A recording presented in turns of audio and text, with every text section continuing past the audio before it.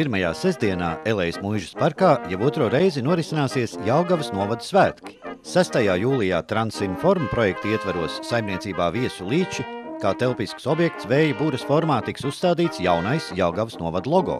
Savukārt 7. jūlijā Elejas Muižas parkā varēs iepazīt gan Jelgavas novada vēsturi, gan šodienas novada atpazīstamības elementus. Zaļinieku arodvidusskolā svētku dienas pirmajā pusē būs iespēja nobaudīt pēc īpašas receptūras izstrādātu Dagmāras mīlas dzērienu, nofotografēties ar galmadāmām un kopā ar grupu Balārre mācīties senās dejas. Svētkos tiks godināti arī konkursu Jelgavas novada sakoptākā sēta uzvarētāji.